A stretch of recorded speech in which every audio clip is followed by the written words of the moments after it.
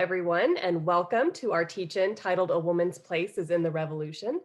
This is part of our Women's History Month celebration. We hope that you all will also join us for the rest of our events this month. We have a lot of really cool things planned, and you can find all of the information for all of our Women's History Month events on the Emory and Henry website, as well as the Emory and Henry calendar. All the registration links are there, so please feel free to join us. And I'm not going to take up any more of our time tonight, so I'm going to go ahead and hand it over to Dr. Sorensen to get us started.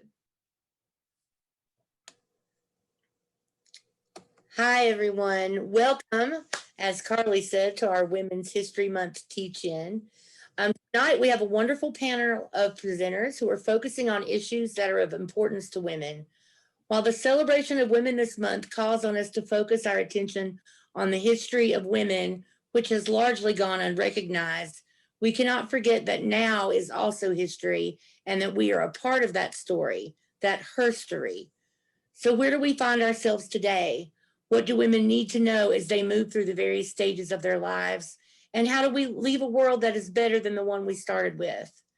This moment is what we have in our grasp. However, the experience of womanhood is not a singular experience. We must still recognize that Women's History Month in itself has not and potentially cannot fully encapsulate the experiences of people who do not identify as cisgendered women. The history that we do have has largely been the history associated with the experiences of white European cisgender women with a certain degree of class privilege. It has largely excluded the histories of women with disabilities, women of the Southern Hemisphere, and women from religious backgrounds outside of secularism and Christianity. Intersectionality matters. History is often considered to be the stories that are dissected in the fluorescent light of academia, not the stories told among one another in the low light of the hearth, or the stories that are stolen by shame from lips before they are ever spoken. Part of the revolution then is to be part of the storytelling, to be actively engaged in collecting and sharing all the stories, especially those that have been silenced for too long. The time has come, the revolution has already begun, and it is up to us to ensure that when the doors open, we can all walk through. Ruth? Thank you for that, Dr. Sorensen. Good evening. My name is Ruth Castillo, and I'm the director of the library here at Emory and Henry College. For this evening, you are welcome to submit questions you think of as we go through our different speakers into the Q&A. You can access that by clicking on the Q&A button at the bottom of your screen. The chat will also allow you to send thoughts and comments to all of our panelists or to one of them specifically. As we go through, I will introduce each of our speakers and then they will share their thoughts with you this evening, and then we will answer all of the questions, or at least as many as we can get to, after everyone has shared. If you have any technical difficulties, please shoot me a message in the chat, and I will also remind everyone that this is being recorded and will be made available through the Lyceum Moodle page. So I will get us started by asking to hear from Dr. Shelley Koch in the Department of Sociology. Thank you, Ruth, and thank you, Amy, for organizing this. And thank you to all the panelists for being here and everyone in the audience. I have been thinking a lot about care work lately. And we in the academia, the definition of care work is work that's done to care for people. So to care for children, to care for, aging parents, to care for people in our communities. And this has been an interest of both an academic and a personal interest of mine for quite some time, but it seems that COVID has really brought a lot of these issues to the fore, a lot of these issues that have been kind of hidden in our daily lives because so much of what care work is invisible. One thing that I've really noticed is the talk around the essential workers. If we talk about who the essential workers are, if you look at some of those lists, a lot of our care, the folks that take care of us are on that list. So nurses, teachers, social workers.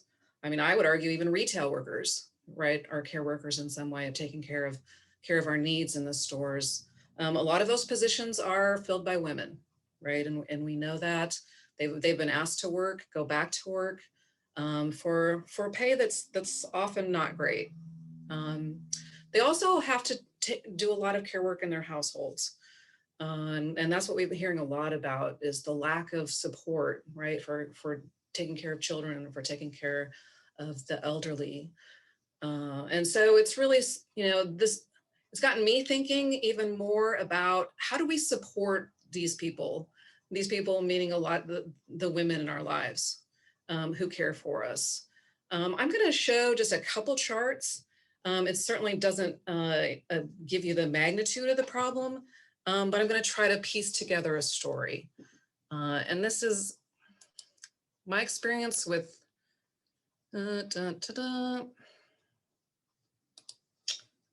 Zoom today has been rather, frustrating, but here we go. Ta-da. Okay, I want to start with the chart on the left. So this is government mandated paid leave for new parents and a list of 41 countries. The United States, as you can see, is at the very bottom. 0 weeks of paid leave. And so that's mandated government leave. Now, some businesses give leave. Some, we have the Family Medical Leave Act that allows us 12 weeks unpaid if we need to. But we are one of the only countries in the world that does not allow for paid leave for maternity, paternity, or any kind of parental leave. I want us to then look at this chart, right? So childcare costs for typical 2-earner families. In the United States, we spend 30% of our net family income on childcare. And this is 2008, so I imagine it's gone up since then. So what this shows us again is that we don't have any support, government or mandated support for funding childcare. Why does that matter? Well, I think in this context it does. And it's interesting, we don't often think about the minimum wage as a gendered issue. But if you look here, and this is percentage of workers who are at or below minimum wage in the United States by gender. So you can see that women, make up a considerable number of the of the low wage workers who are making $7.25 an hour, which has not changed since 2009, and which has just been killed in the new COVID relief bill by the legislature. And I want to argue that this is really horrible treatment of people that we are entrusting to care for others. It also manifests in really perverse actions. There was a woman in Ohio last week who needed to go to her job as the fast food worker. She did not have childcare, so she left her 2 kids in the motel where she was staying because she could not afford a home. Somebody called the police on her, and she was arrested and charged with 2 misdemeanors. That is how we support our caregivers in the United States. And so I just want us to think about, where do we need to go from here, right? Because there's a lot of work to do. Thank you. Thank you, Dr. Koch. Next, we will hear from Dr. Kelly Bremner from the theater department. Yeah, thanks, Ruth. The work that I'm going to share with you all tonight is going to come in 3 installments, and it's a part of my theater company that I have with my partner that is called Full Sun. Our goal is to shine light on stories that are untold, and this is the beginning of a new piece of theater that we're creating called Shelter in Place to tell the stories of women and caregivers in COVID-19. This piece is called One of the Nearly 3 Million.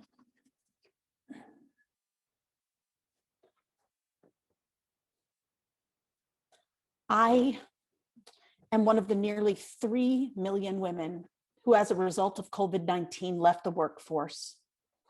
I left back in September.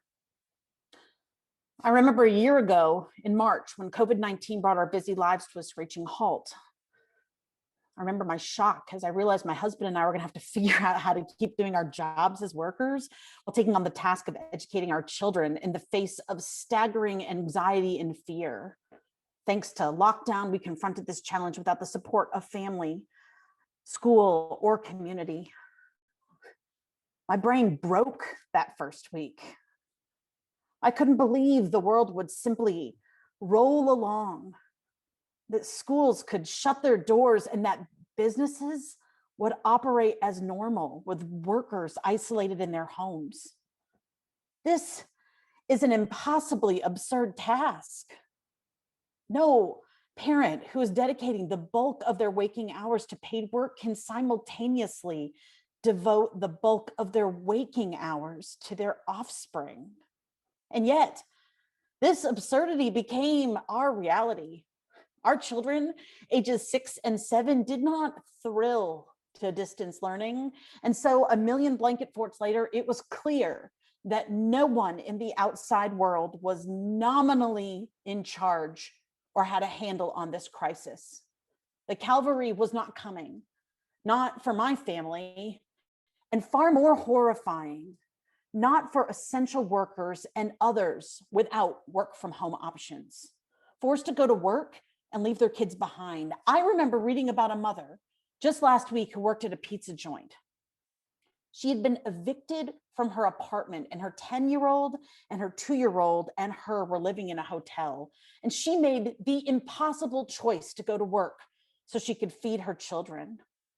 She left her 10-year-old behind in charge of her 2-year-old, and the manager of that hotel called social services, and she was arrested, and her children were taken away from her.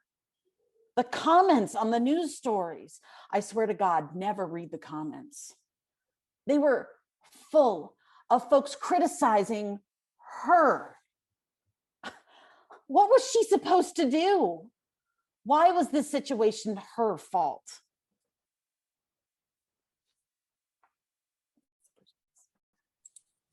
Thank you, Dr. Bremner.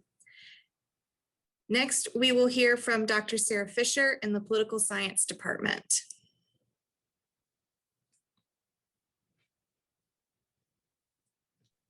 Thanks. And if you could tell me if this is maximized in just a second, that would be great.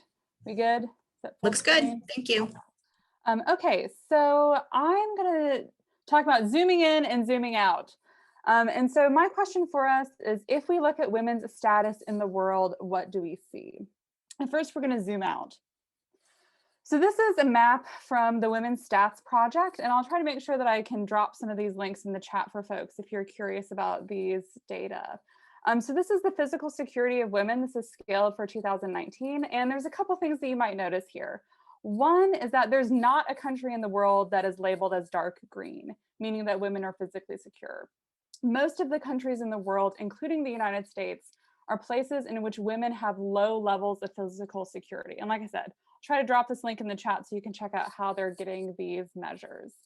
So we know that the situation isn't great, but this also requires us to zoom in and look a little bit closer. So when we think about physical security, you can think about it in lots of different contexts. In the context of COVID, there's been work that has shown that there's been an increase in domestic violence during COVID because people are stuck at home with their abusers. This is true in many places in the world, but in Latin America in particular, there's been a rise in domestic violence. So we need to look closer. We also need to break it down, not just thinking about region, but also thinking about physical security and how that is impacted by other factors like socioeconomic status, racial and ethnic background, sexual orientation, etc. Globally, folks have looked at violence against Dalit women in India. And again, I'll try to make sure you get these links. And then also violence against trans women of color in the United States. So both zooming out and zooming in, we need to think about physical security. So we're going to zoom out again and look at maternal mortality rates. And so these are scaled for 2008. And so you can see that there's wide variation in the world about how safe it is to give birth to a child. You can see the United States is still a light green. The US has very high maternal mortality rates for its level of GDP. And so this is also going to require us to zoom in a little bit more. So US maternal mortality, there's a lot of folks studying this. So regionally, there's variation. In rural areas, people don't have as much access to healthcare. This also is impacted by racial and ethnic disparities. We know that African Americans have a much higher level of maternal mortality rates in the United States. This is something that we've tracked for a long time. We also know from individual stories. So Shalon Irving made national news when she was a woman in Atlanta who was studying some of these issues, and she died after giving birth in pretty recently, right? And this made national news. So when we think about these issues, again, we can't just look at it from the zoomed out view. We also have to look at it zooming in, thinking about regional issues, demographic issues, and then individual issues as well. So we're going to zoom out one more time and look at government participation by women globally. So again, you can see that there's quite a bit of variation. There are some places in the world that have virtually no women in the way that this is measured. And again, there's lots of different ways that you could measure this, but this is looking at the percent of women in your legislature. They're using parliament, but either legislature, Congress for the US case. So there's some countries that have virtually no female representation. And then there's a few countries, I believe 4 or 5, that's not very many, right? 4 or 5 that have more than 50% of women in their parliament. So you can see there's a long way to go here. If we zoom in and we look at the United States in particular, the current US Congress, less than 30%, so 26.7% of the 535 seats are held by women in the current Congress. That's historically fairly high. For the most part, it's been much lower than that. Women of color make up less than 10% of those 535 seats. And this is the House, the US House of Representatives is more diverse than the Senate, and this is historically true as well. There's only been 5 women of color in the US Senate. So again, we can see both from sort of zooming out and zooming in, we know that there's lots of work to do. So we can see from the sort of bird's eye perspective that there are systematic power imbalances. And then zooming in, we can see that there's even more power imbalances than what we can see from the global perspective when we're taking these additional factors into account. So what do we do? And so I'm just going to leave with sort of 2 ways of thinking about this. And I think this is because I'm a political scientist. Like these are the 2 categories that I put things in. Is one are thinking about systemic change. And I've got a couple links here for folks thinking about how do we change institutions. I think we can also think about it at the individual level on changing norms in our families, in our homes, in our workplaces. Sarah Ahmed in Living a Feminist Life, which is a great book. It's available for free as an ebook on the Emory and Henry Library website. One of the things that she talks about, and this is a really simple one, I think, is she says, look, don't laugh at racist, sexist, homophobic jokes. Just don't do it. And so she has a lot of simple sort of suggestions for people to start changing some of our norms that we have like in our interpersonal relationships. Another example is thinking about amplification. This is a strategy that marginalized groups have done in meeting situations. So oftentimes in a meeting, for example, a woman might say something and it's either ignored or taken up by someone else as if it was their idea. And amplification is the idea that you would repeat and give credit for what that person said in order for that to sort of be a part of the conversation. And so it's actively trying to change the norms that we have in our workplaces and in our homes. So I'll leave you with those thoughts, and that's all I got. Thank you, Dr. Fisher. Next, we will hear from Dr. Jamie Ferguson in the chemistry department.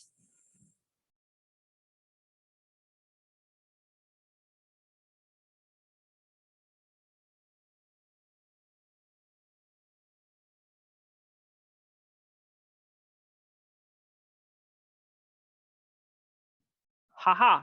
All right. Hello, everybody. Can you hear me okay? Thumbs up. Panelists, please give me a sign. Okay, good, excellent. All right, so my name is Jamie Ferguson. I'm a chemistry professor here, so I'm going to talk to you about a little bit of chemistry. And so I called this talk the Minimizing Environmental Footprint While Being Female talk, also subtitled the Pills and Pads talk. So without further ado, let's carry on and get to the first topic. So what is the pill? Well, the pill, oh, my slides are giving me trouble. Okay, so the pill is the contraceptive pill. It's been around for decades. It's basically two sets of chemicals, and the specific chemical differs depending on what the formulation is, but it's an oestrogen and a progestogen. And so it's some version, natural or synthetic, of something called estradiol and progestin. So I'm going to talk to you about one of those chemicals. So on the left, you have estradiol or estrogen. This is the naturally occurring sex hormone, and a hormone is something which the body produces to send a signal to some other part of the body to do something. And so this is a chemical your body makes that regulates the female reproductive cycle. And so if you're trying to regulate the whole reproductive cycle over the course of your month, then you need to be exposed to these signaling molecules constantly. And so one way to do that a lot of people know about is taking a daily pill. So on the right is a synthetic hormone derived from estradiol. And what you need to know about it is that it's more active, it's more bioavailable. That means it takes less of it to cause whatever change it's trying to cause in your body. And it's longer lived in the body. So a lot of chemicals, these two properties don't go together. If something's more bioactive, maybe it's more water soluble, and maybe it clears the body more easily. But this compound, it's resistant to metabolism, to being degraded in your body, and it has a longer lifetime in your body. So, it's a more powerful chemical. So it's one of the ones that's in a lot of pills. So it's chemically resistant to being broken down, both metabolically and also at wastewater treatment plants. This makes it a persistent organic chemical. It is an endocrine disruptor. That means that it goes as a signaling molecule out, released into the environment. It's going to disrupt the signaling among different parts of the bodies of other organisms. So some of the effects that have been linked to exposure to this ethinyl estradiol, this long-lived synthetic chemical on the right, are feminization of male fish populations. They start to have changes that, like as though they're about to start making eggs. They have phylogenetic changes, the way they look, that make them look more female. You've seen altered sex ratios of frog populations, more female frogs, disruption of steroid metabolism in fish. These are all things that have been demonstrated experimentally. And one thing that we really don't know is we have no idea what the effects are on marine invertebrates, which are over 95% of animals. And so think about the mollusks, that are in the bottom of the stream bed. So I want to introduce an alternative, and so this is just one of many other alternatives for birth control. The NuvaRing is what we call a timed release polymer. It's a little rubber circle that goes up the vaginal cavity. I can say it. This is a feminist talk. And it is like a hormone sponge. So if you set a wet sponge out to dry, water evaporates from the surface, and that draws more water from the interior out to the exterior, and then it's going to evaporate. A sort of similar reason, this polymer is it's soaked in the hormone, and because it's slowly dissolving into your body fluids, it gives a timed release dose of this hormone. Oops. And so what it means is that it doesn't have to release as much hormone as an oral contraceptive pill. And so what's the difference?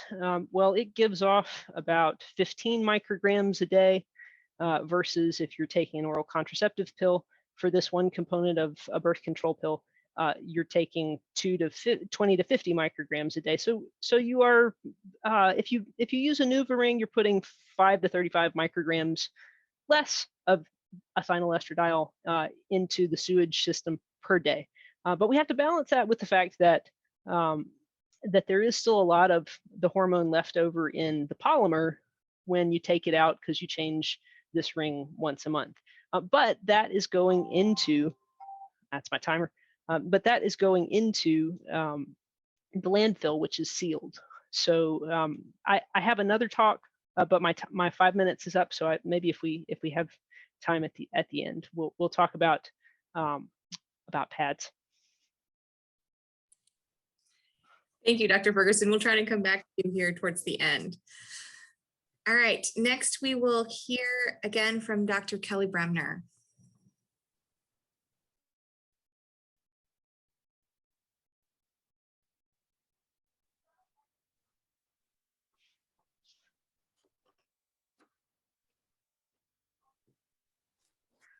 Okay.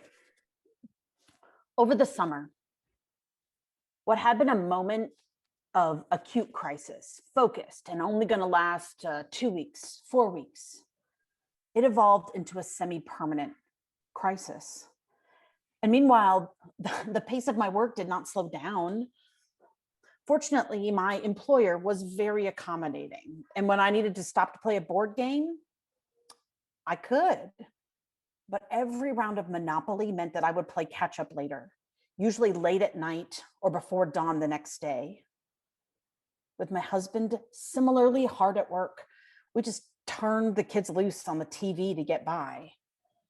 In the absence of a national strategy to bring the pandemic to a heel anytime soon, our household and every household in America suddenly looked for some kind of durable solution. Around us, parents started to sort through options: herd immunity, pods, nannies, tutors, learning pods. Would there be in-person school? And if so, was it safe to send the kids? And would we kill their teachers? Debates on what to do about schools escalated, and parents started to turn on each other in a way that only parents can. One sleepless night in the middle of summer, I couldn't take it anymore. And I finally said to my husband, one of us is going to have to quit our jobs. And I remember thinking, how come I'm the only one thinking about this and my husband isn't? Because we met in grad school, because even though we both have the kinds of jobs that when you leave, you're done forever, we compared salary and benefits, and it made more sense for me to go. So I gave notice in early August.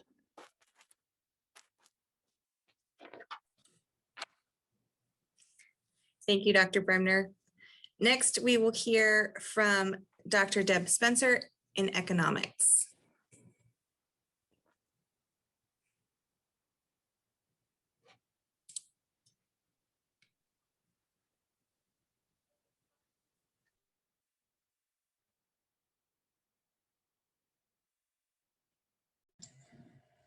Thank you. So I thought I would start with a diagram here. Which would you want? The whole dollar or part of the dollar? I'm going to talk to you for the next 5 minutes on the pay gap, the gender pay gap. Yeah, it's real, it's persistent, and I'm going to probably make you pretty depressed about what its impact is on your life. Not just at the moment, but over time, but especially over time, because it's easy to minimize. Okay, what are we talking about when we talk about the pay gap? Okay, this is the only formula, I promise. This is supposed to be a fun night, but the pay gap is when we basically take the average male wage, right, subtract it from the average female wage, divide it by that male wage, times 100 to get a percent. And we get a number that tells us basically what percent of the male dollar that a woman earns, okay? And recently that number's come somewhere between 0.8 and 0.82, meaning basically a woman earns 80 cents, somewhere between 80 and 82 cents per dollar. And this is a national average. And so you'll see in a second that that's biased towards the white female wage, which is the highest of all. But this is a very popular statistic that's quoted a lot, right? The good news, I guess, to start with, is that the earnings gap has been reduced since the 70s, right? We've closed the gap, in other words. But and you can see we got a lot of gains like in the late 80s or late 90s. But really in the past couple of decades, right, there's been a real flattening of that gap, right? So we made this surge of progress between 1980 and 2000, but we've kind of slowed down, right? And so one of the questions we have to ask is why we slowed down. You can see that the 0.8 number I gave you right off the top, which is the most widely quoted number, it doesn't add up for everyone, right? So it's the white woman is privileged amongst women when it comes to pay. And so here's a nice graph showing the sectionality of pay, the white male dollar versus the black woman making about 61 cents, Hispanic woman about 53 cents. And so, so you often hear about, the black woman has that double whammy of being both a woman and black, right? And so you can see that in her pay, right? I found this, I thought was kind of interesting. It shows, this is a study that was done recently, and it shows all across, you can see all across the country, right, that these pay gaps vary. For here we are in Virginia, and that number is 0.80, right? So women making 80% of what a man makes on average, right? And this is just two highlights from that graph, right? The Vermont seems to have the smallest pay gap, right? While Wyoming has a very large pay gap. And again, this is the national average. And this study that I'm quoting here looked at women working full-time, full year, okay? And it does, you'll see a lot of numbers out there, and it does matter how the study's done. And so what I want to show you is why this is important, right? People say, really? All this fuss over 18 cents? Yeah, why is that? What are y'all talking about, right? And so I just made an example of a guy making 50 grand, okay? And a starting salary. So if a woman is making 0.82 of a male average salary, she's going to start at 41,000. So already off the beginning of your career, you're down $9,000, right? So you get your first raise at the end of the year. And let me tell you, you do not get raises every year in the workforce. So this is a hypothetical example, okay? You get a 3% raise, right? The guy gets $1,500, you're going to get $1,230, right? So at the end of the year, you're down now $9,270 in absolute dollars. And then let's say you've got a nice employer who gives you a pension. Again, that's not less than 50% of people have pensions. You'll get, the guy gets another 3%, you get your 3%, but it's less, of course. By the end of the year, you've got $9,540 less than he does, right? So we're not talking pennies. And if you take this across race, we're not talking pennies. And it gets harder. It's even worse for the Black female, for the Latinx worker, right? Basically, women with this statistics, we basically stop getting paid on October 29th, right? So when your boss says, I need something on October 29th this year, you can say, I don't think so, right? I'm out of here, right? States where women have higher average salaries than men, I couldn't find any. So why, right? Women have less education, people said. Well, women have been getting more bachelor's degree than men have continuously since 1984. People say, well, women leave the workforce to raise babies. Yeah, they do sometimes they don't. And that gap has closed, that duration gap, not closed, but it's narrowed quite a bit. So women have long histories in the workforce. And the best statistics I've ever seen for the gap was done on women who never left the workforce because they never had children. And I think the gap came in at 88%. So still a considerable gap for women who've never left the workforce, okay? People say, well, women choose low-paying jobs, to which you might ask, is that the case, or do female-dominated jobs become low-paying, right? You know, that's part of our history. Okay, I'll finish up here, but we just can't afford to start paying women anymore, you know, I'm sorry. Well, this is really recent research showing that businesses that are more diverse, both in terms of gender and ethnicity, are more profitable. From 2014 to 2019, that increase in profit, as much as 25% more profitable. And this is women who are on executive teams, not just hired, okay? So this is women in leadership, okay? Finally, right, women have taken a huge hit on this in this recession. And so that pay gap and that long-term gap over the years is going to get wider if we don't address this. Women have dropped out of the labor force. There are now 3 million less women in the labor force today than there was a year ago because of COVID. The number one reason they cite is lack of childcare. And this is interesting. Most of our recessions actually hit men worse than women, but not this one, right? And you can see that huge turnoff. So women are suffering now through COVID more so as the largest group of workers getting hit by COVID. We can't ignore that. And we're going to perpetuate what I just did. We're going to perpetuate those inequalities. I don't know what just happened.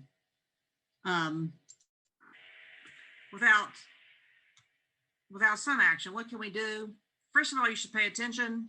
I highly recommend that you negotiate your starting salary. Women notoriously don't negotiate a starting salary. They just say, okay. Men negotiate it and pull it up. Support care economy programs, be they child care or elder care. Expect to get professional development when you get to the workforce. And if you're not seeing it or you're not hearing about it for yourself, go into your boss, go in and ask why, and then stay active on the job market. The only way you're going to get an increase in pay in some places is to say you've got another job. Thank you. Thank you, Dr. Spencer.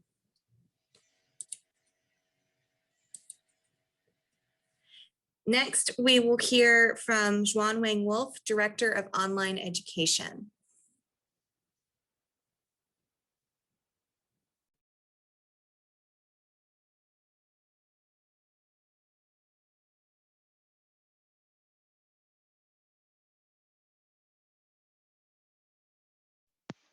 Thank you. Thank you, Ruth. First, I want to say I'm very honored to be here to share my thoughts about women of color and leadership with you all.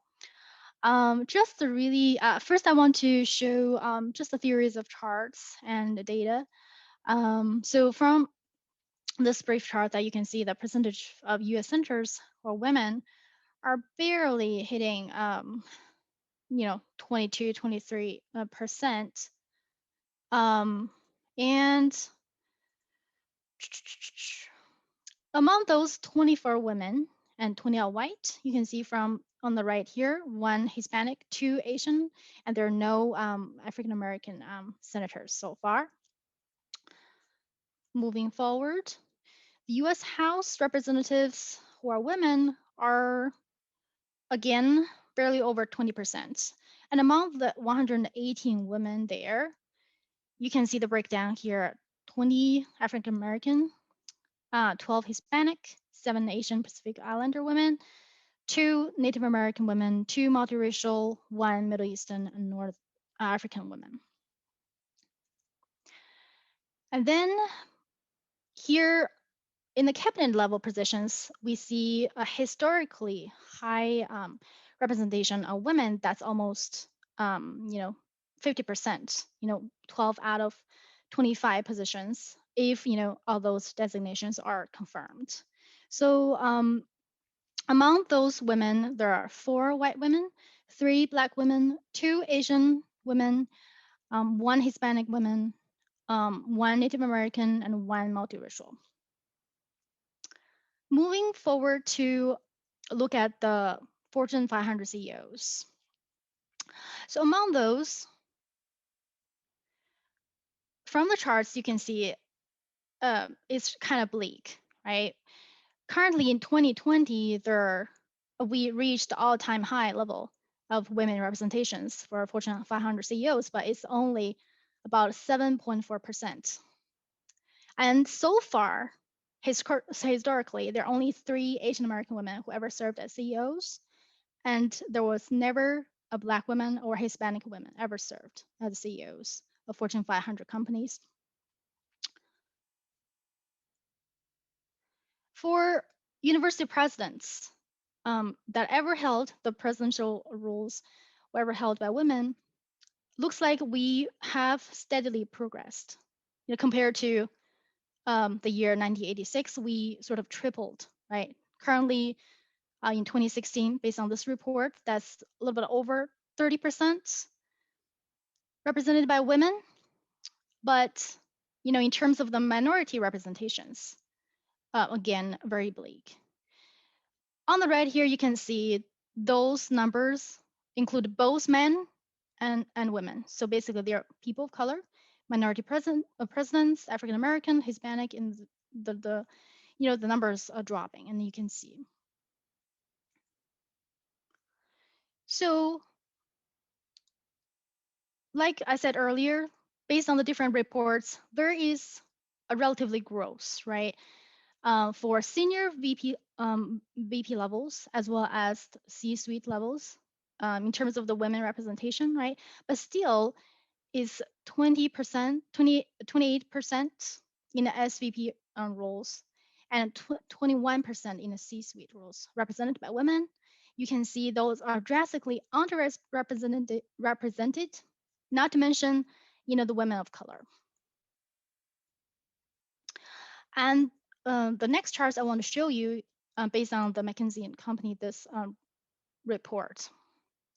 From this chart, you can see the further you go in your career, right, from entry level to manager, director, VP, SVP, C-suite, the more they're occupied, the roles are occupied by men, especially white men. And the further you go, if you're a woman, the representation is scarce. At the very beginning, women of color in the entry level represented by 18%, and if you go further, very scarce, right? 3%. Similar case for men of color as well, you know, starting from VP, SVP, C-suite, compared to people from the mainstream.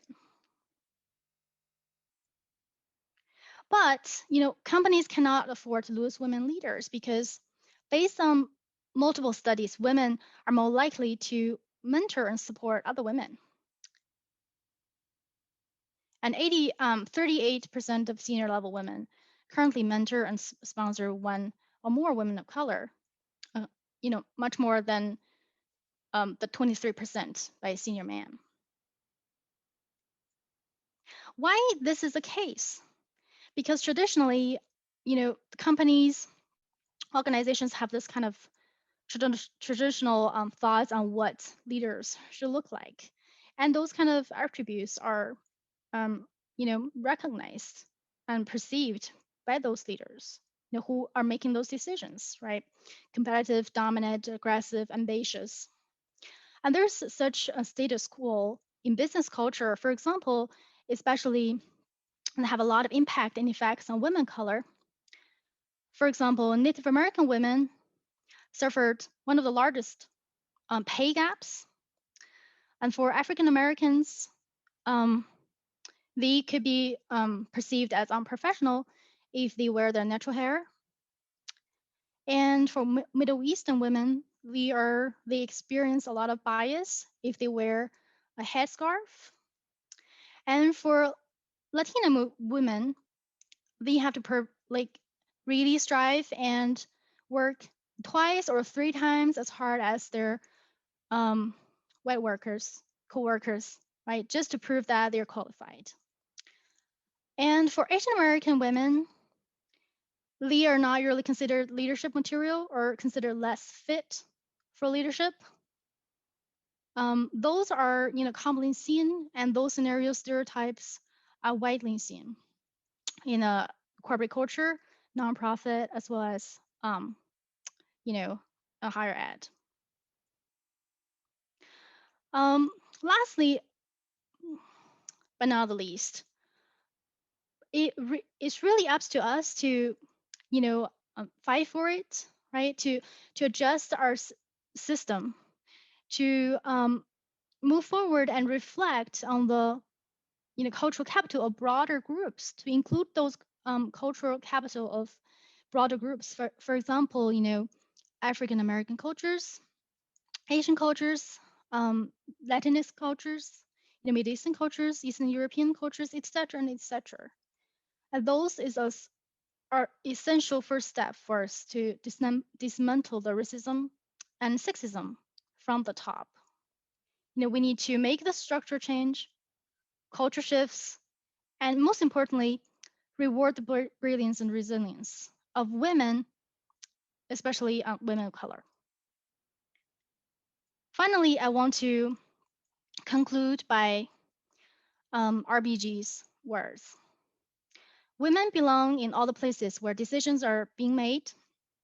I want you to imprint it on your mind and follow your dream, follow your heart, and fight for what is rightfully yours.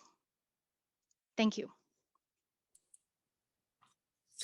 Thank you, Xuan. Next, we will hear from Dr. Christie Fleet from the biology department. Hello. I appreciate the chance to be with you all this evening, and I appreciate all of our presenters and the participants. You have heard some really compelling data from the presenters about the ways in which women's work or the work of women is undervalued, and the ways in which women are underrepresented in many professions, especially in leadership positions, right?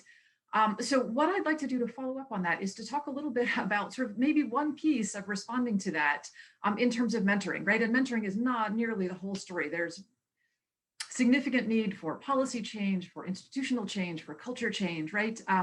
But mentoring is maybe one piece of the conversation. And in fact, Xuan alluded to that a little bit in the earlier presentation. So I want to introduce kind of three ideas, right? Why it's important to have a mentor or several, why it's important to be a mentor as you become sort of more established in your own field, and why it's important that we value mentoring. And that's sort of another place where I think we have room for a conversation about some institutional and policy change. So my background is as a biologist, right? So I've spent some time looking at sort of within the sciences, the issue of women being underrepresented. So for instance, there's lots of data to show ways that women are less represented in many scientific fields. You may know that this past fall, 2020, was the first time an all-female team was awarded a Nobel Prize. So other women have been awarded Nobel Prizes, but right, it really struck me that it took until 2020 for it to be an all-female team. And this was Dr. Jennifer Doudna and Dr. Emmanuelle Charpentier, who were awarded the Nobel Prize for CRISPR, for a form of genetic engineering, right? So the sciences, as with many professions, have been aware for a while that women are often underrepresented. And organizations like the National Science Foundation have looked at, so how do we address this? How do we get more women involved? How do we diversify representation in science overall, right? So not just women, people of color, people with disabilities, any number of different sort of identities. And so I'm going to speak from that position of kind of how we think about it in the sciences, but I think this is really broadly applicable because, again, as you've seen from the other panelists, these issues aren't just a science thing, right? So one of the things that NSF and others have identified as important is helping people to find mentors. So you say you want to be a scientist, how do you do that? Well, one of the ways to help you do that is to talk to someone who has some experience, who can offer some advice. So we kick around this word mentoring a lot. It's definitely not a concept I was familiar with as a student. So I want to start with just putting in a plug for finding a mentor or several, right? And that person might be your academic advisor or a professor, or it might not, but it's someone who's willing to get to know you and to really be invested in your professional success and hopefully your overall well-being, right? And I think that matters especially for someone who's looking to pursue a career where they might be underrepresented, right? Those examples you just saw of sort of the levels of leadership at which you see fewer and fewer women and fewer people of color, right? It's just harder if you don't look around and see role models, see people that you identify with in the kinds of position that you want to be in, right? And so mentors can play a really valuable role in offering encouragement when the going gets rough, when you're wondering whether this is the right path for you, and also in helping you figure out sort of the unwritten rules, right? So you heard some great advice from earlier panelists about how do you address that salary gap, right? How do you make your way successfully through advancement in your particular profession? And mentors can be in a really good position to say, oh, but you need to be asking these kinds of questions, and you need to be talking to these people, and you need to be thinking about things this way. Mentors are great resources for that, right? For really being invested in your personal success. So for the students in the session this evening, I'd encourage you to take a chance and reach out to someone and sort of find a mentor to help you find your way in whatever your path is. The next piece of that, of course, is the importance of being a mentor as you kind of find your niche, as you become more established, right? Is reaching back out to others and helping them also find ways to succeed and being invested in their success, whether they're on the same path that you're on, or whether this is someone you've taken a personal interest in and want to help them succeed. The place where I think there's still need for some institutional change, and that echoes some of the themes you've heard from earlier panelists, is the ways in which mentoring work is valued, right? So we've seen several talks now that have talked about ways that that women's work may be valued differently, and in some ways not as much. And I think sometimes mentoring is viewed as sort of nurturing work, and so maybe not valued as much in that way. It's certainly not something that you put as a line on your CV or resume. It's not usually the reason that people win big, prestigious professional awards, and yet it takes a lot of time, and it's really valuable work, right? We don't get the next generation of scientists or doctors or lawyers or artists or writers or scholars or whatever if we don't have people who are nurturing that next generation and helping them figure out how to succeed and helping make sure that we have a broad, diverse range of talented people going into each of these professional areas. And yet we often don't value it professionally. So time that people are putting in as mentors is time that they may not be engaged most directly in their own professional scholarly activity, right?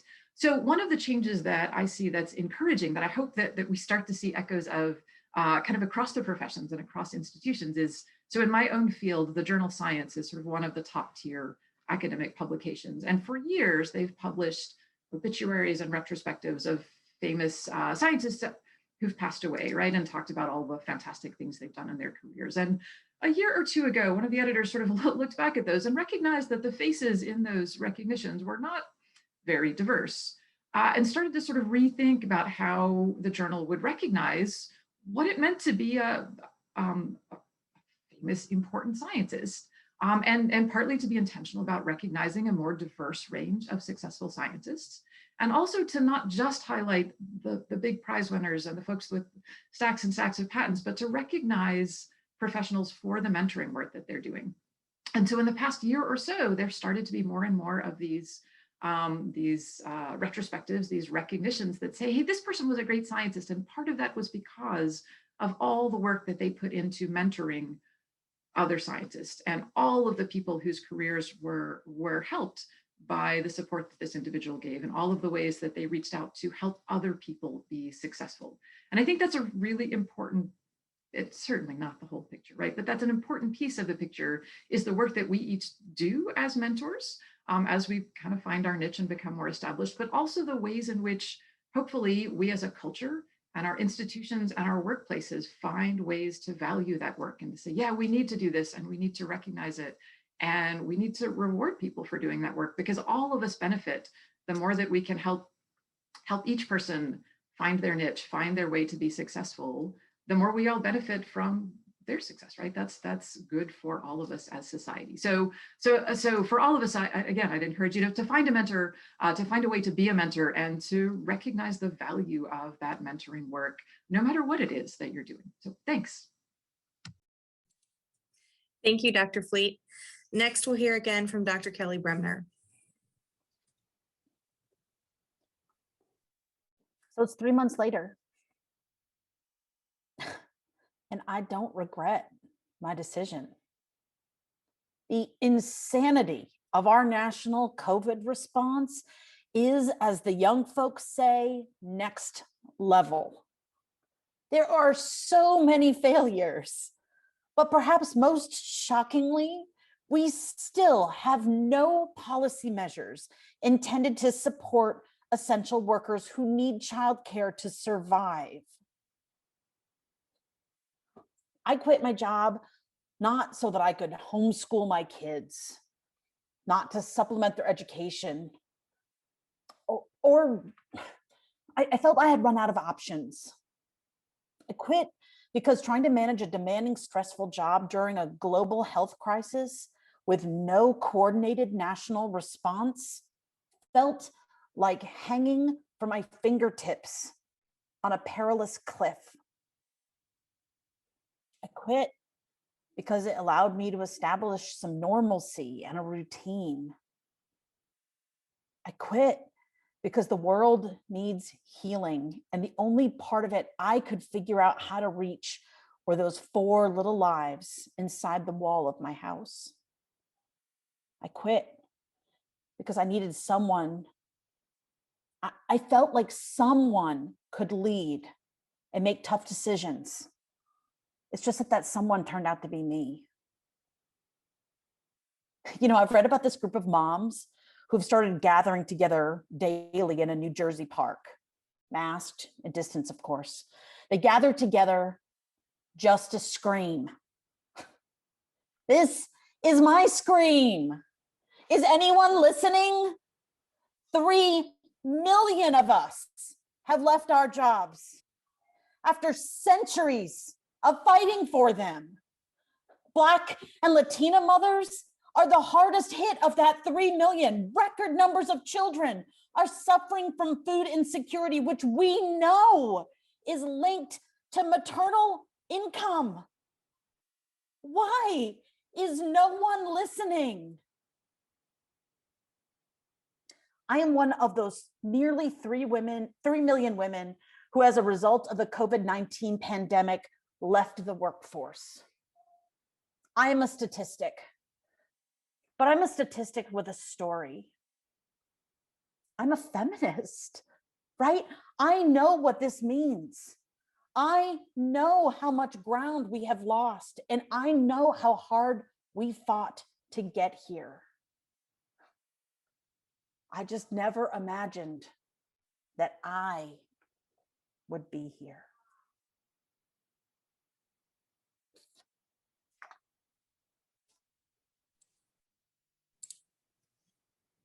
Thank you, Dr. Bremner.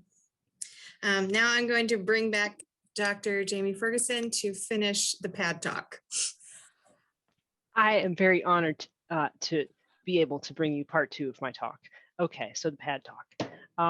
So this is bring it back. This is about, you know, reducing your environmental footprint. So if you like 85% of women in America use tampons. If you use pads and tampons, maybe in 2 years you use about this many, somewhere between 500 and 600. I want you to know about something called a menstrual cup. It is made out of silicone, which is derived from sand. It's very earth abundant. It's non-toxic. It's the same type of material that you make your oven mitts out of. Okay. And so whereas pads and tampons deal with fluid by absorbing it into an absorbent polymer and then throwing that in the landfill, here you just the fluid, you know, collects in a cup, and it's like, well, let's just say that it's like learning to put in contacts. Okay, you have to. There is a learning curve, but it's worth it. This is a lot of material saved from the landfill. 90% of sanitary pads are plastic, and that is non-biodegradable plastic. So a box of sanitary pads is like 4 to 5 shopping bags worth of plastic. Those of you who have taken organic chemistry, you see we've got a bunch of carbon-carbon single bonds here, and that means that this is not going to break down in the landfill. It's like other types of plastic that don't break down in the landfill. Tampons are made out of cotton. Cotton is a thirsty crop, so that's one thing. It takes up a lot of water as an agricultural crop. So I just put a slide in there for what the polymer looks like. But another thing that I want you to keep in mind is that these chemical products are not medical devices. They're not regulated by the FDA to a particular standard of purity. And so these are chemically processed materials, and they have the telltale kind of stuff in them of chemical products. So leftover solvents and leftover reagents from doing things like bleaching the cotton. All of these chemicals have been found variously in pads and tampons, both pads and tampons, and large variations between brands. So let's say just one study found 6,000 time variation in some of these chemicals from one brand to another. So on the order of 2 and 3 orders of magnitude difference in concentrations of these trace industrial chemicals that do have toxic effects. And I want you to think about the fact that when you are using these products, it's a chronic exposure issue. The tissue in that part of your body is highly absorbent, highly sensitive. You are exposing that tissue for 24 hours a day, for about a week, every month, for all of your fertile years. That is a lot of exposure. So it's another reason to think about using something which is a lot cleaner and greener, and there is a learning curve, but I just want you to think about that. Okay. And thank you for your time. And I've got references if you want. Thank you, Dr. Ferguson. And I want to again thank all of our panelists for coming and sharing with us this evening. We did have a request for sharing slides. So if you would like to share your slides, if you would please email them to Xuan so that she could share them in the Women's History Month Moodle course. I believe that would be the best way to get them shared with everybody, especially since we are all using multiple formats. So now we have about half an hour to ask and answer questions. And I know one question has already come in, so we will start with that one. So if you would like to add your questions, attendees, to the Q&A, to the chat, if you have a dying question you want to raise your hand and ask, raise that little yellow hand button, and I will unmute you so you can ask it. But our first question this evening is to Dr. Deb Spencer, talking about the wage gap. And the question is, does the wage gap include every occupation, specifically professional athletes? So that's an average, the median average male wage. So it's usually taken from tax data. So I would say yes, it includes athletes. I'm sure they're doing things to avoid too much taxes. So their $1 million salaries are not all coming in terms of an income. So, but definitely, high paid athletes pull that average up. It's a problem with averages, but yes, I would say that includes male athletes. If that's what you meant. I thought you meant male athletes, but.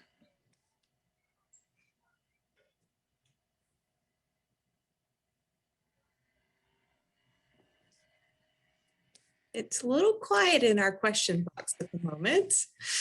Do any of our panelists have any comments they want to add or questions they would like to ask each other?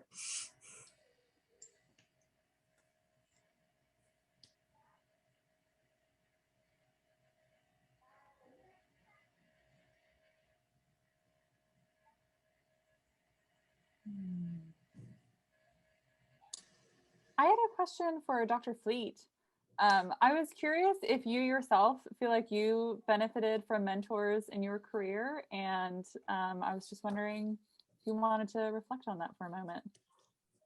Yeah, absolutely. And again, it wasn't something that I even knew to consciously seek out maybe until after I finished grad school. And in retrospect, I on the one hand, I've had some great mentors. On the other hand, had I thought about it, I would have maybe been more proactive.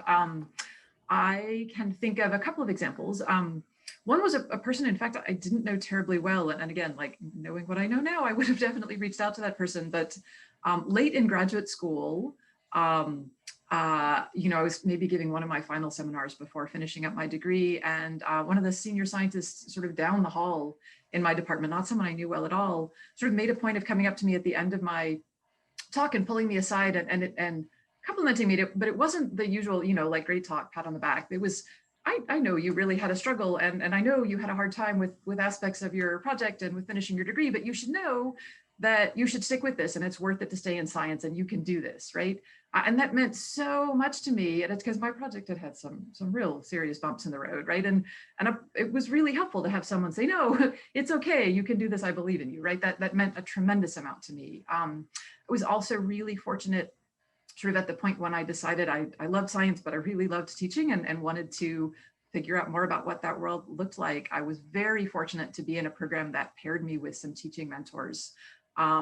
And they not only were very generous in sharing their time to talk about what it meant to teach well and what it was like to be an undergraduate biology professor, but what it was like to do that as a mom and balance taking kids to swim practice, and what it was like to juggle that with administrative responsibilities, and what it's like to be an aquatic ecologist advising the pre-health club, right? And all of these things that were questions I didn't even know to ask. But that was really valuable. And so I absolutely benefited from their generosity in sharing their time. And if I could give students one piece of advice, it would be to say to look for those kinds of opportunities, be proactive about finding folks who could give you that advice and spend some time with you and help you kind of find your way to navigate.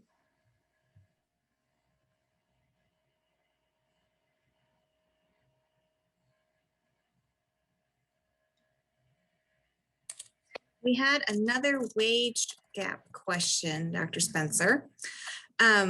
Would you expand on how the wage gap impacts women as they go into retirement?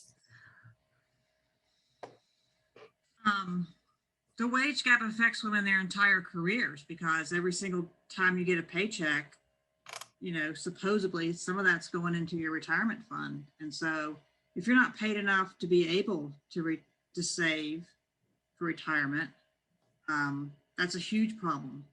And, people don't realize that less than 50% of American workers have a pension, right? That's offered by your employer, and that's separate from your Social Security. So if you're not able to, Social Security also is kind of biased against women, because for so long, since the man was the bread earner, Social Security was set up really such that when the male died, right, the widowed who's left behind, she actually gets less than half of what the two of them got when they were together. So it's kind of strange. I remember seeing that with my parents, and my mom ended up passing first. But so my dad, he's left as the only person now, and he still gets the same level of retirement. But if he had passed first, my mom's retirement would have been reduced. So that's another area that young people should look into. It's based on an old family household structure with one breadwinner, and it needs to change. But every dollar you don't put into retirement is not getting compounded interest. So if you can look at those tables, I'll share with my slides, it adds up, and it continues to add up. So we're not talking about pennies.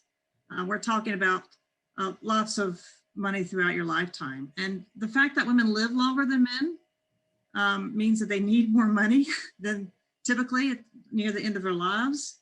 And so it's a problem that compounds if it's left untouched, right? The other question, why are women not making it? Why have we stalled out? I mean, there's some ideas. I mean, there is some research that some women recently have just walked away from the corporate suite. You have to figure that the culture is difficult to be in with all that pressure. And so that's some of it. But, what's stopping them? I would say lots of things, but it's a good question for us to ponder in all our disciplines, right? where are the barriers? What I could say recently is that the pay gap appears to be bigger within occupations than between occupations. Okay. And so like, and then it varies then. Like, so apparently in the world of finance, the pay gap is very large compared to the world of like pharmacy. And, you know, some analysis show that if you're in an occupation where it's fairly easy to like tag team, I got to go, here's the rest of the work, like pharmacy, you're filling prescriptions, et cetera, and everything has been digitized so that technology has helped you kind of more smoothly run through the day, then the pay gap tends to be less, because if women decide not to work a full 40 hours, they're not penalized by not working the full 40 hours. There seems to be a pay premium given to workers, and they're usually men, who are willing to work, you know, 40, 50, 60 hours a week. And if a woman only works 30 hours a week, she doesn't get any, you know, she's further suffering from not getting that premium for full-time work. So. Okay, thank you. I'm going to throw this question out to all of our panelists, if one of you would like to jump in and answer it. Looking at the differences between white women and women of color in the workplace, what are ways that white women can provide better support and be more intentional professional allies in the workplace?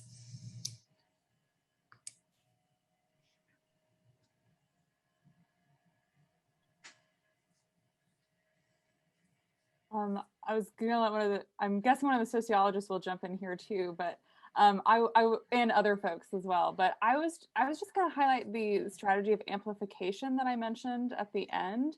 And this is a really sort of simple thing to think about in theory, but sort of in practice, I think this is one of the ways to think about like amplifying voices in the spaces that we are in. Because like we've all been in meetings in which someone will say something and then it just kind of goes away, right? It's not paid attention to, it's not brought up again. And so I do think that amplifying voices, particularly of women of color, when you're in spaces in which like you can use some of your privilege to do that, is like a maybe simple and like interpersonal way to think about doing that, some of that work more intentionally.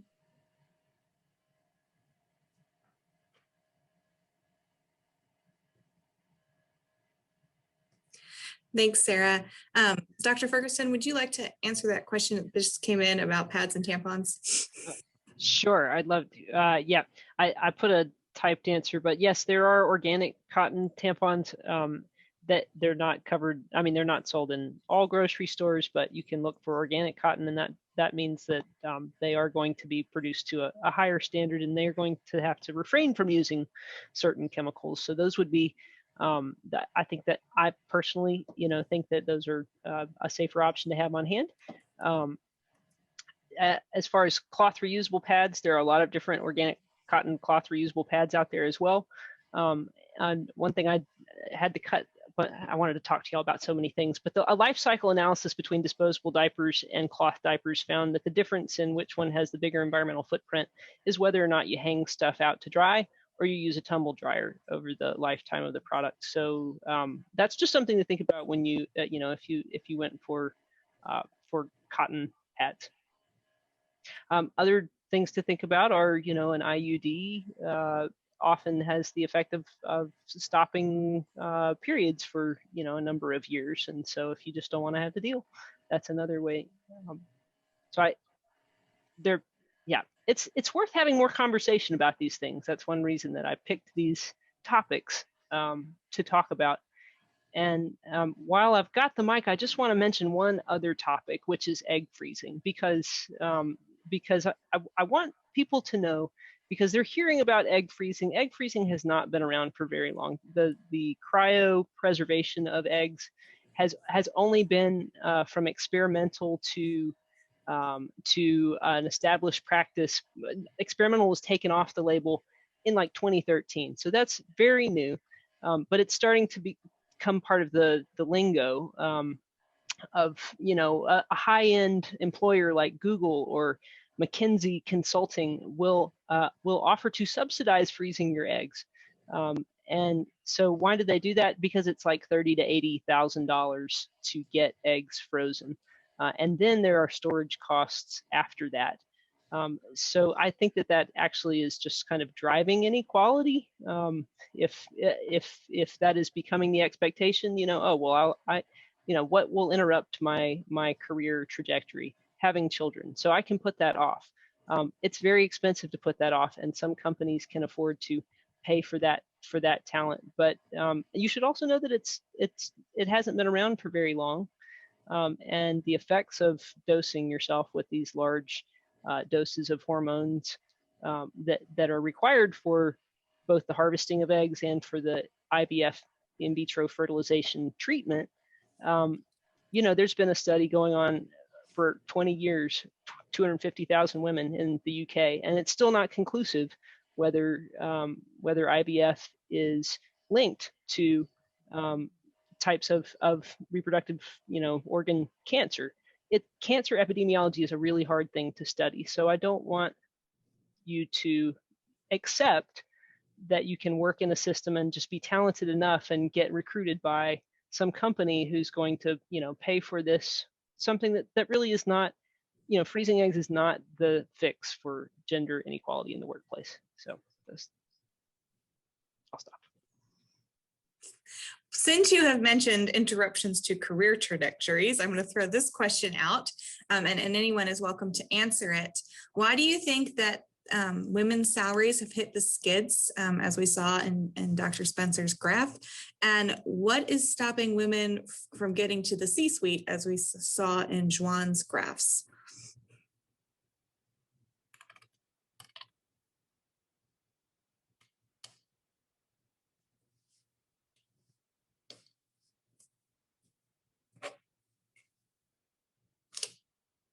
Anyone? I'm sure everyone's got an opinion on this. Maybe there's more awareness that it's just not worth it for women. I don't know. I think there's a strong link between capitalism and the patriarchy, and I think America is addicted to its, you know, its capitalism.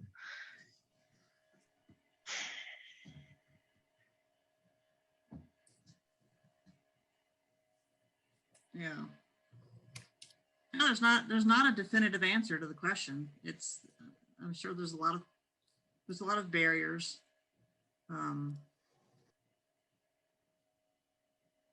So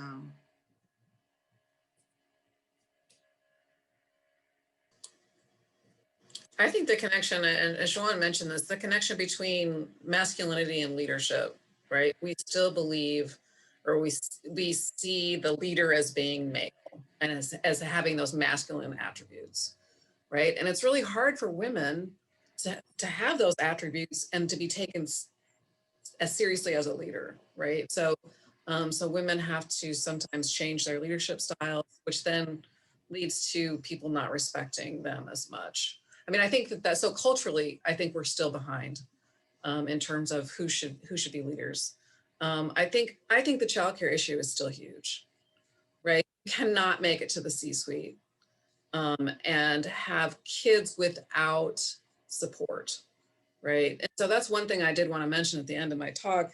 You know, we're such an individualized country. I mean, individualism is such a value of our culture that instead of, you know, trying to change the system, what we do is if we have the means, we buy that support, right? So it becomes a real class issue that women who can afford to pay for childcare or who can afford to, you know, take time off or can afford to make these changes. And often it's buying labor from another lower paid worker, often a woman, it can make it to the top or make it higher than a lot of folks. So my question as I was doing my talk, why aren't we working? Why aren't we all just in the streets, right? I mean, we heard this, you know, this whole list reasons why women are still not equal in the society. What are we doing sitting here and not marching, right? I mean, the whole talk is about revolution. What are we doing? I like Janae's question because I'm getting pretty frustrated that I don't feel like I can do, I don't feel like I can do a lot. So that's where I'm at. I feel like it has stalled. So I am going to, sorry, go ahead. I was just going to say that we keep talking about it. We keep talking about the disparities between ourselves, and I think it's important to bring up the comparison between ourselves and say European OECD countries, and to say this is not normal everywhere in the world in 2021.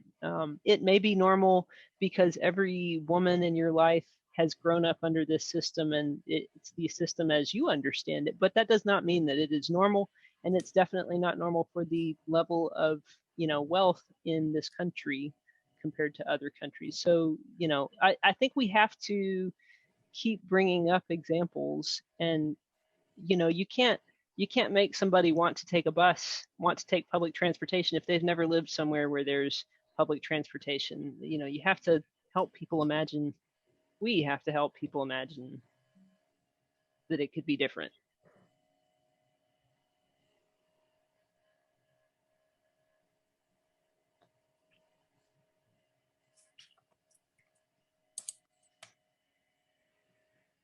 So to kind of wrap out this evening, I'm going to ask, I know Dr. Koch's already spoken to this already, but the question is for each of you to share a way that you are personally taking action, or from the expertise of your respective fields, see that we can take action to address these problems.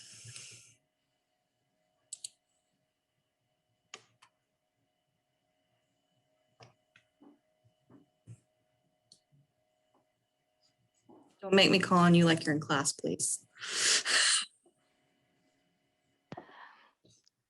From my perspective, as American, also with immigration experience, and also as a woman, and also from a minority in terms of ethnicity, I wanted to have my voice heard, so I'm very relatively active, much more than before, on social media, and just to trying to raise the awareness of the inequality in different kind of issues in the society. And so if you want to get connected, feel free to find me on LinkedIn.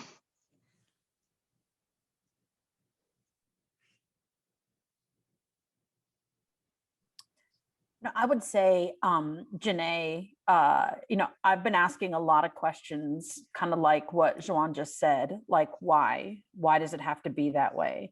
Why does it have to be a hierarchical leadership strategy? And I come from a field that is dominated also by a hierarchical leadership structure. Why can't it be collective? Why does it have to be competitive?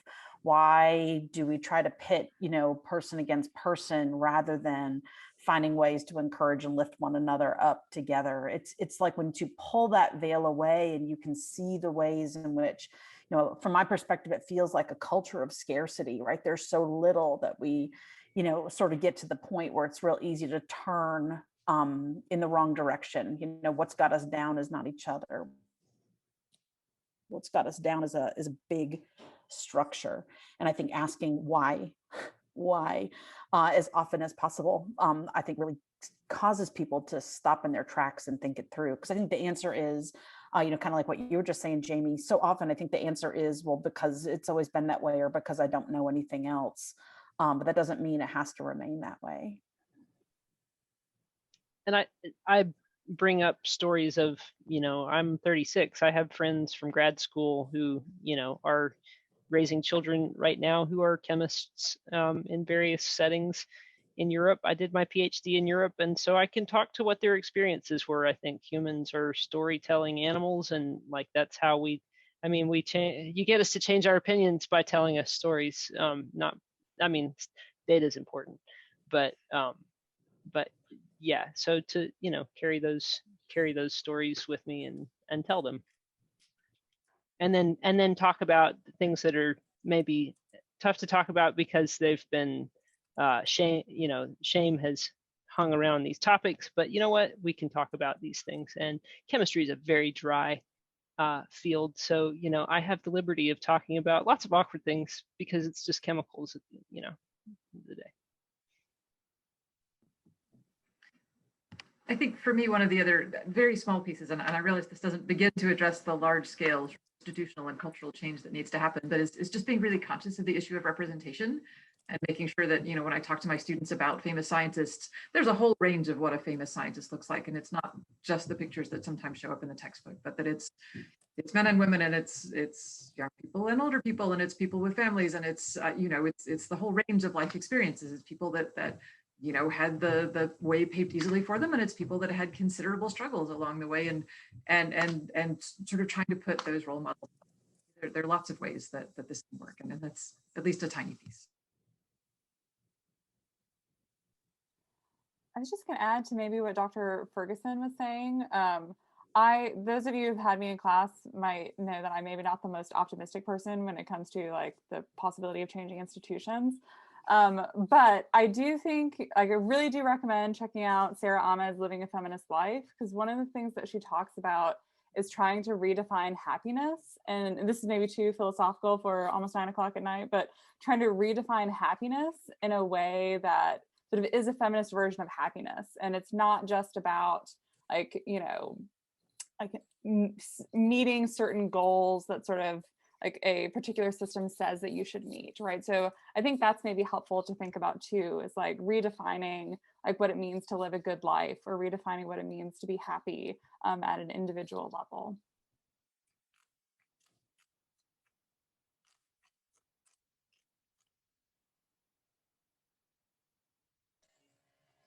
Janae, I guess I don't have any grand, award or trophy for what I've tried to do to end inequality, but I decided to study economics because I wanted to know why some countries were so rich and others were so poor, and some people were so rich and others were so poor. And I felt it had more to do than just work effort. So, so I feel like, in the research I do and the topics I talk about in class, that I'm constantly fighting, sacred cows. And I think, little by little, maybe it's microaggression of the good kind, but there's a part of me that also feels at this stage of my life kind of exhausted. I resonated a lot when Kelly played the role of the woman screaming, does anyone care? So I think you keep on day by day doing little things. And when you have an opportunity to, hit that home run, you step up to the plate. So not sexy, but that's how I would answer your question.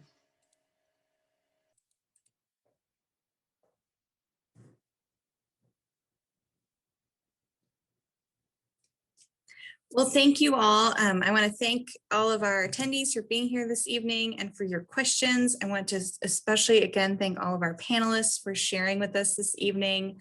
I want to remind you that this is only the beginning of Women's History Month, and all of the events that we have coming, again, are found on the campus calendar. I'll drop that link again. There are lots more things. I especially want to highlight our keynote, I believe is next week, with Nikki Giovanni, who is phenomenal. Do not miss it. Make sure it is on your calendar twice. So to all of that, I wish you all a very good evening. Please take care of yourselves, and we will see you.